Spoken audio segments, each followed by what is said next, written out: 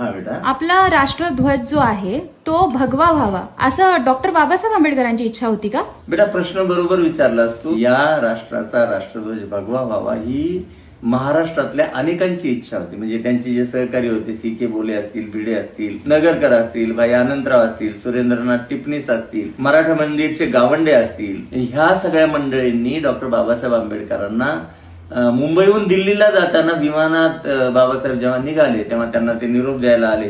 तेव्हा सी.के. बोले आणि ह्या सगळ्या सहकाऱ्यांनी, ज्यांची नावं मी तुला सांगितली, त्यांनी बाबासाहेबांच्या हातात हा भगवा ध्वज दिला, जी महाराष्ट्राचा जो मानला जातो भगवा ध्वज, हा बाबासाहेबांच्या हातात दिला आणि म्हणाले की बाबासाहेब आपल्या देशाचा राष्ट्रध्वज हा भगवा होईल अशा पद्धतीने तुम्ही प्रयत्न करा.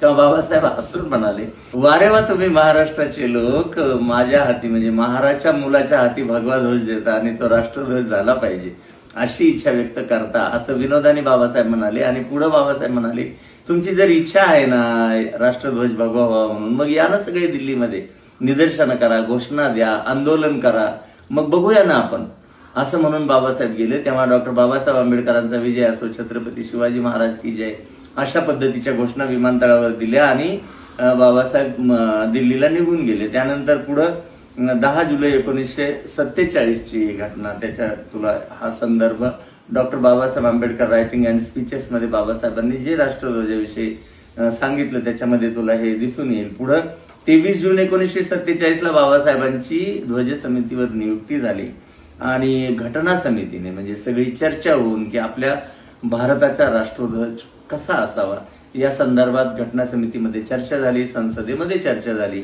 आणि 22 जुलै 1947 ला आपल्याला अशोक चक्रांकित तिरंगी ध्वज जो आपल्या देशाचा राष्ट्रध्वज आहे, या राष्ट्रध्वजाची निर्मिती जाहीर करण्यात आली आणि तो राष्ट्रध्वज म्हणून स्वीकारला गेला.